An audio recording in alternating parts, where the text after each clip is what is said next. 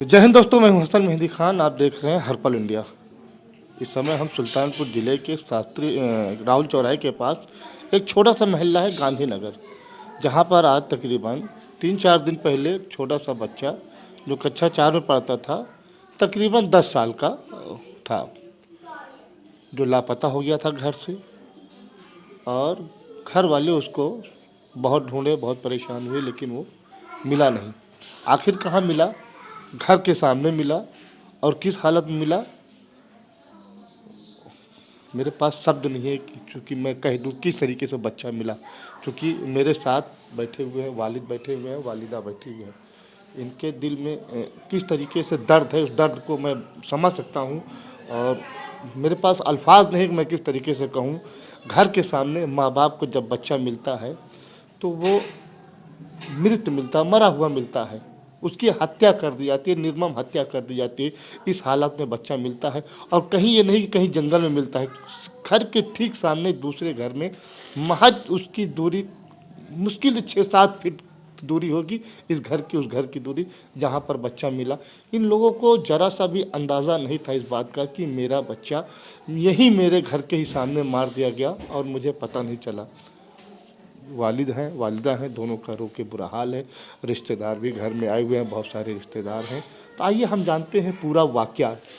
बच्चा जब स्कूल से आया या कहीं से आया और वालिदा से मिला, वालिदा ने बताया बेटा कहाँ जा रहे हो, तो बोला बस मम्मी 2 मिनट में आया। वो 2 मिनट अभी तक पूरा नहीं हुआ। तो मैं उस बाप से जानना चाहता हूँ कि क्या पूरा वाक़या हुआ था। तो क्या नाम है आपका? मेरा नाम मोहम्मद शकील है। शकील भाई जी, शकील भाई, मैं जो पूरा वाक़या हुआ है, जो आपके सामने आपके पड़ोसी ने आपके बेटे के साथ ऐसा घिनौना काम किया, वो मैं पूरा जानना चाहता हूँ। सर, मैं घर आया लगभग नमाज़ पढ़ के 8:45 बजे, तो 8:30 से 9 के बीच में। ये किस तारीख की बात है? कोई 25 तारीख की बात है। तो उस रात मैं जैसे ही घर में एंट्री हुआ, कमरे में पहुंचा, वैसे ही मैंने वाइफ से पूछा कि आहिल कहाँ है। तो इन्होंने कहा कि बस यही कह के जा रहा है कि बस 2 मिनट में आ रहे हैं। तो बस हमने यही सोचा, कह के गया है, अभी आ जाएगा।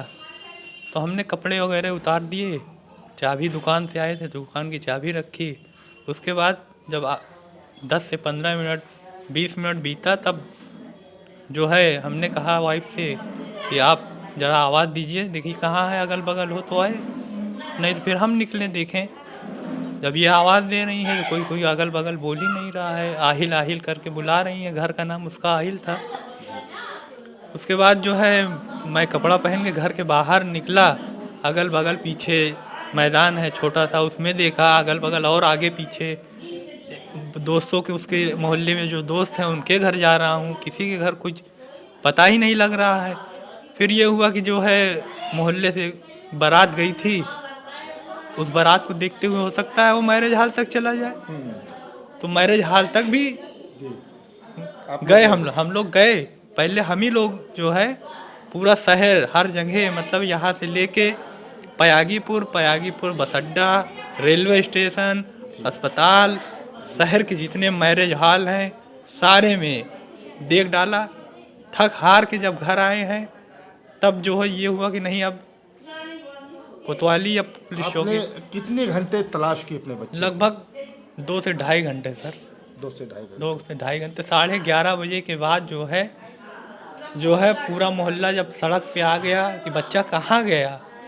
तो जब बाहर भीड़ लगी है, तो उधर से पूजा कसौधन जी किसी रिश्ते कहीं से आ रही थी, उन्होंने अपने घर से गाड़ी से जैसे ही उतरा, देखा कि भीड़ लगी है, तो उनके बच्चे रौनक ने कहा मम्मी क्यों भीड़ लगी है। तो वो देखते हुए पैदल ही आ रही थी, इधर से हम लोग भी बढ़ गए। रास्ते में बताया उन्होंने कि जो है तुरंत कहा आप बैठिए, हम कोतवाली चलते हैं। वहाँ जाके उन्होंने जो है हमारी बहुत बहुत उसका कोई शब्द ही नहीं है कि उन्होंने कितनी मेहनत की मेरे साथ। सारी समझ लीजिए जितनी देर भी वो थी कोतवाली में, कोतवाल साहब के सामने, वो जितनी मदद हो सकती थी, चाहे जिस तरीके से उन्होंने की। और कोतवाल साहब ने भी अपनी तरफ से पूरी मेहनत की, पूरी उनकी टीम ने इतनी मेहनत की कि उसका कोई जवाब ही नहीं है। हर आदमी कह रहा है भैया कहाँ से इतनी मेहनत हो गई, कैसे हो गई, इतनी जल्दी खुलासा कैसे हो गया, नहीं तो पता भी ना लगता। 25 तारीख को गुम हुआ बच्चा, जी। फिर उसके बाद आपके पास फ़ोन कब आता है फिरौती की? फिरौती के लिए फ़ोन मेरे पास 26 तारीख को लगभग 2:30 बजे के आसपास, 2:30 से पौने 3 के बीच में आया है। मैं नमाज़ पढ़ के वही दुकान के पास था कि बस यही सोच रहे थे हम लोग 4 लोग बैठ के कि भैया कहाँ ढूंढा जाए। बस उसी पे जो है फ़ोन आया है कि बच्चा चाहिए। तो हमने कहा हाँ चाहिए भैया, बच्चा कहाँ है? बच्चा मेरे पास है, 5 लाख रुपए का इंतज़ाम करो जल्दी से जल्दी। बस इतना कह के फ़ोन काट दिया उसने। उसके बाद फिर हम लोग जो है भाग के तुरंत चौकी गए हैं। चौकी जाने के बाद जो है पता लगा कि इंचार्ज साहब है नहीं, कहीं गए हैं राउंड पे। तो उसके बाद जो है दीवान साहब थे वहाँ, मौके पे आए, तुरंत आ गए। आए तो उन्होंने कहा कि आप कोतवाली, उसका नंबर लिया हमसे, ट्रेस किया उसको, कहा आप कोतवाली जाइए तुरंत। वहाँ से हम लोग तुरंत कोतवाली गए हैं। कोतवाल साहब मौके पे बैठे भी थे। जैसे हमको देखा उन्होंने तुरंत अंदर बुला लिया। तो वो यही शब्द था उनका, क्या हुआ, किसी का फ़ोन आया क्या? तो हमने बताया हाँ सर, नंबर दीजिए। नंबर दिए उनको, तो नंबर फिर उन्हीं के सामने दूसरे नंबर से फ़ोन आया। वो नंबर एक ही बार आया, वो बंद हो गया, फिर वो ऑन नहीं हुआ। वो दूसरे नंबर से, एक नंबर से बात जो हो रही थी, बार बार फ़ोन आ रहे थे, वही एक नंबर चालू था उसका। उसके बाद फिर फ़ोन आया कि क्या हुआ, पैसे का इंतज़ाम हुआ? हम कहे भैया इतनी जल्दी 5 लाख रुपए कहाँ से करेंगे?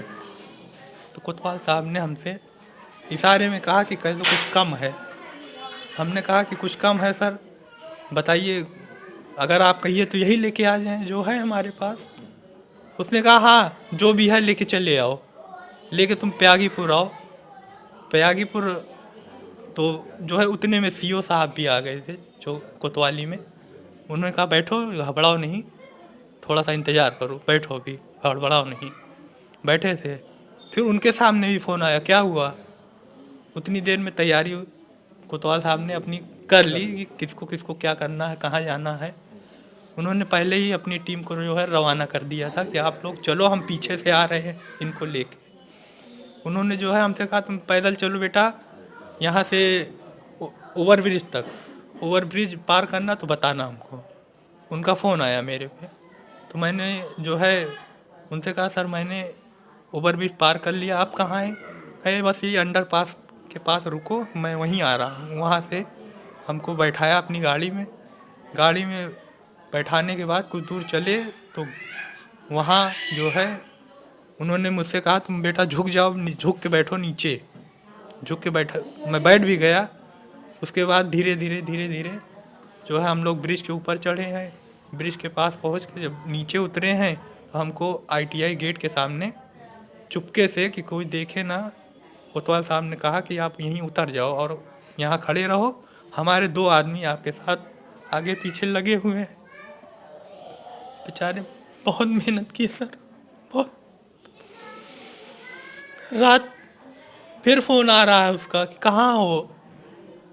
तो मैंने कहा मैं यहीं आईटीआई गेट के पास हूँ, तुम बार बार फ़ोन बंद कर दे रहे हो, बात कैसे होगी?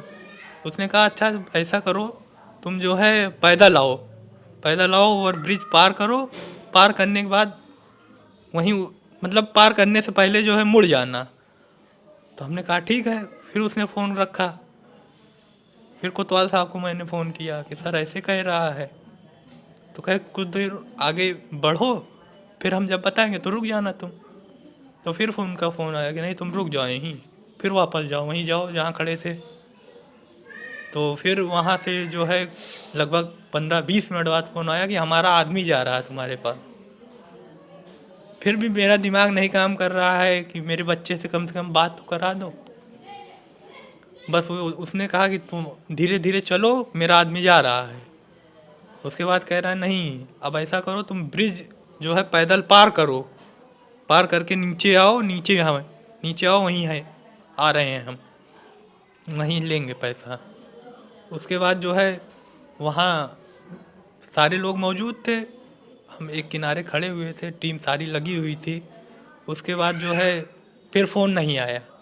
फ़ोन लगभग हम वहीं खड़े थे लगभग 9 बजे तक। 9 बजे के बाद कोतवाल साहब ने फ़ोन किया, उन्होंने बुलवा लिया हमको, कहा आप सीधे जो है घर जाएंगे, किसी को पता ना चले कि आप कहाँ जा रहे हैं। बहरहाल वैसे जैसे उन्होंने बताया वैसे ही मैंने किया, और हमको ये बताया कि जो है एक आदमी भी हमारा आपके साथ रहेगा, वो सारी रात मेरे ही साथ था। उसको जैसे ही कोई फ़ोन आता है आप उसी के सामने बात करेंगे, क्या है कैसे है। बहरहाल वो ऊपर कमरे में मैं भी था, वो भी था। उसके बाद जो है लगभग 1 बजे 12:30 से 1 के बीच में फ़ोन आ रहा है पूजा कसौधन जी का कि अपने आप बाबूजी को बाहर भेज दीजिए, हमारा बेटा जा रहा है, उनको लेके चौकी चला आएगा, कुछ पूछताछ करनी है। कहा ठीक है। मैं नीचे आया, उनको जगाया, जगाने के बाद उनको भेजा कि आप चलिए। तो उन्होंने घर में जो बच्चे थे उनसे कहा गाड़ी निकालो चलें। बाहर गए, 10-15 मिनट बाद 20 मिनट बाद जो है वो वापस आए हैं। तो फिर जैसे ही वो घर वापस आए वैसे ही फ़ोन आया कि आप अब चले आइए चौकी। चौकी हम लगभग 1:30 बजे के आसपास जो है 1:30 या 2 बजे के आसपास हम चौकी पहुंच गए थे। दिन में, नहीं, रात में। रात में। और जो मेरे साथ थे वो भी थे। तो जब वहाँ हम लोग बैठे थे वहाँ कोई था ही नहीं चौकी में। फिर जो है एसओजी वाले जो है 5 मिनट बाद ही पहुँच गए चौकी में।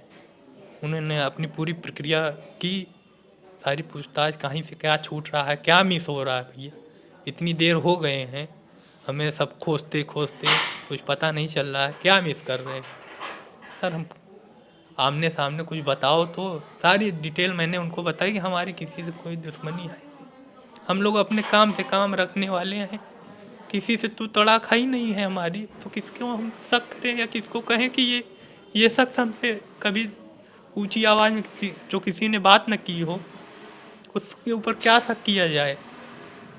कहा बहरहाल ठीक है, बैठो यहीं देखते हैं। फिर उसके बाद उसकी फ़ोटो जो है कहीं से निकाला था। अब वो जो है ओवर ब्रिज से लेके त्यागीपुर चौराहे के बीच में उसको कई बार देखा गया है। तो उसी के आधार पे उसको जो है पूछा गया मुझसे कि क्या ये हो सकता है, देखो इसको पहचानो कौन है ये। तो मैंने उससे बताया कि नाम इसका सोनू है, घर के सामने ही घर है। तो उन्होंने कहा ठीक है, बस आप बैठो यहीं, बैठाए रहा। उसके बाद मेरे भाई को भी बुलवाया उन्होंने, उससे भी कुछ पूछताछ करनी है, उसको भी हम बुला के ले गए। उसको भी फिर कुछ देर बाद चाचा को भी बुलवाया, उनसे भी हो सकता है नंबर मिल जाए। इसका नंबर पूछा मुझसे, मेरे पास नंबर तो था नहीं। मैंने कहा कि हो सकता है मेरे चाचा के पास हो, कहा आप उनको बुलवा लीजिए यहीं। बहरहाल मैंने उनको 4 बजे के लगभग फ़ोन किया कि आप चौकी चले आइए। तो बेचारे उठे और चौकी भी पहुँचे। उसके बाद उनसे पूछा गया तो कहा भैया नंबर तो मेरे पास नहीं है, कोई काम ही नहीं है, नंबर क्या। तो फिर जो है बगल एक लड़का मन्नू नाम है, मैंने कहा हो सकता है उसके पास नंबर हो। तो उसको मैंने फ़ोन किया तो उसका फ़ोन जो है फ़ोन गया उसके पास, लेकिन वो सो रहा था, फ़ोन रिसीव नहीं किया। फिर उन्होंने कहा अब कैसे होगा, इसका नंबर कैसे पता लगेगा, घर पे है कि नहीं है, क्या है, कैसे पता लगेगा, नंबर हो तो हम ट्रेस कर लें। तो इसका नंबर ही नहीं। फिर कहेगी ऐसा है कि आप अपनी वाइफ को बुलाओ, हो सकता है उसकी वाइफ का नंबर हो, इनके पास मन्नू की वाइफ का नंबर हो। तो मैंने इनको फ़ोन किया, इन्होंने बताया नहीं मेरे पास नंबर है उसका। तो इनको बुलवाया, भाई को गाड़ी को भेज के इनको बुलवाया चौकी। तो चौकी पे पता चला कि नहीं है, इनके पास नंबर है। फिर इन्होंने इनकी वाइफ को फ़ोन किया, मन्नू की वाइफ को, उसने फ़ोन उठाया और मेरी बात हुई उससे, मन्नू से। उसने जो है, मैंने उससे यही कहा भैया तुरंत आप चले आइए, ऐसे ऐसा काम है। तो एसओजी वालों ने मुझसे कहा कि ये मत बताना कि उसका नंबर चाहिए। मैंने फिर दूसरे हिसाब से उससे बात की कि आओ चलो ज़रा देखा जाए चौकी में, या कोतवाली चला जाए कि देखे जाए क्या हुआ, बच्चे को कुछ पता चला कि नहीं चला। बहरहाल उसको जैसे ही बुलवाया वो 10-15 मिनट में जो है घर तक आ गया था। एसओजी वाले बाहर खड़े थे, वहीं उसको रोक लिया, पहचानते थे भी उसको वहीं रोक लिया, बैठा के सीधे हम लोग चौकी गए हैं। चौकी जब पहुँचे हैं तो सारी टीमें जो है धीरे धीरे इकट्ठा होने लगी। एडिशनल साहब भी आए थे और भी सारे अधिकारी जितने थाने की फोर्स लगी हुई थी सब सब मौजूद थे मौके पे, वहाँ आ गए थे। अरे 6 बजते बजते सब पहुँच गए थे। और इसको जो है 6 बजे जो है वो सॉरी इसको जो है साढ़े 6 बजे जो है ठेला लगाता है ये। तो रैकी के लिए पहले से मेरे पास इसको देखने के लिए कि घर में है कि नहीं है 2 एसओजी जो है मेरे घर पे भेजा गया। तो मैंने जो है यहीं आगे कमरे में बैठाल दिया था और वाइफ को अंदर कर दिया था, ये देखने के लिए कि उसको देखती रहेंगी कि क्या हरकत है घर में, मालूम हो। बहरहाल हरकत हुई, दरवाज़ा ऊपर कमरे का खुला उसका। 1 मिनट की लाइट खुली थी। 1 मिनट के लिए कमरे की लाइट खुली, फिर बंद हो गई। फिर नीचे का दरवाज़ा किसी ने खोला। तो जो है जैसे ही दरवाज़ा खुला है, पहले उसके पापा गए थे, अच्छा, फिर थोड़ी देर बाद वो निकला बाहर। सोनू बोला कि गाड़ी हटाओ, हमको लगाना है। बस उतने में वो पुलिस वाले पकड़ लिया। हाँ एसओजी वालों ने पकड़ लिया उसको, ले गए उसको कोतवाली। कोतवाली ले गए।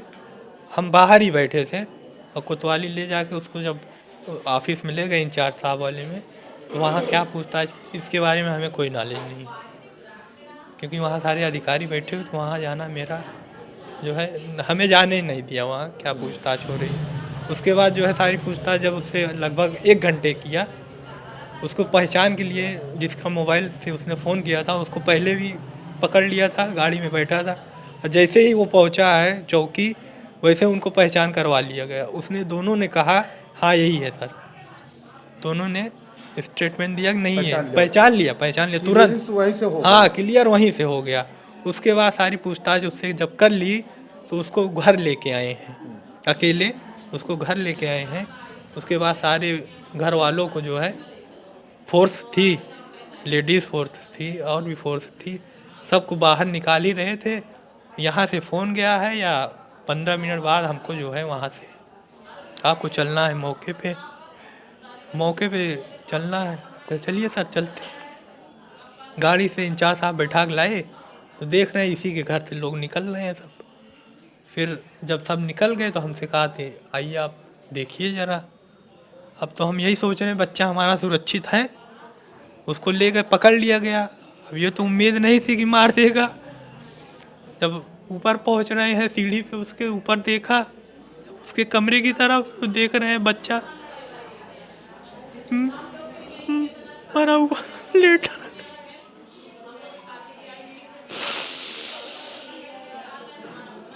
फोरेंसिक टीम थी, वो अपना काम कर रही थी पहले से।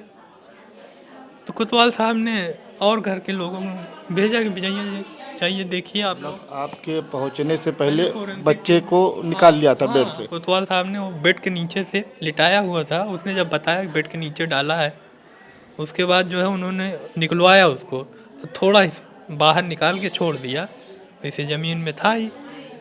अब जब पहचान हो गई तो उसके बाद सारी प्रक्रिया जितनी है सब चल रही है। फिर क्या है फिर बताया किस तरीके से मारा बच्चे को, जी कैसे मारा। जी उसको जो है पहले उसने पढ़ाके के बहाने बुलाया अपने घर पर। वो तो रात में बुलाया था पड़ाके के बहाने। उसको जो है रस्सी लगा के गला टाइट करके उसको मार दिया। उसके मुंह में कपड़ा ठूसा गया कि उसकी आवाज़ बाहर ना आ सके। उसको वहीं 10 से 15 मिनट के अंदर ही उसने मार दिया कि बच्चा 10 मिनट बाद अभी घर जाने के लिए जिद करता। 2 मिनट का हम कह के आए हैं, 5 मिनट रोक लेंगे बस, इससे ज़्यादा नहीं। मेरा बच्चा ऐसा था कि मेरे आने से पहले पहले वो घर में मौजूद।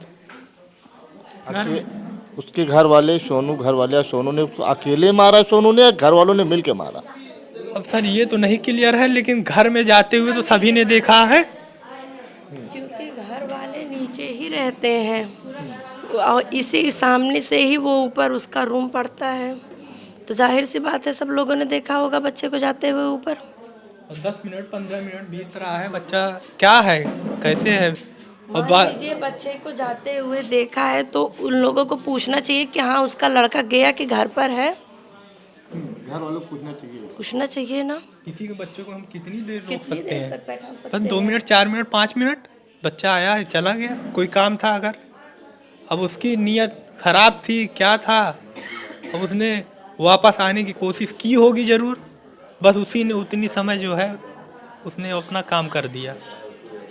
उसके बाद भी उसको कि मेरा पैसे की बेटा लालच कभी थी। उसके घर जाता नहीं था, कभी उसके घर मतलब उसके चौतरे पे नहीं चढ़ता था, बोलता मम्मी इसका घर बहुत गंदा है।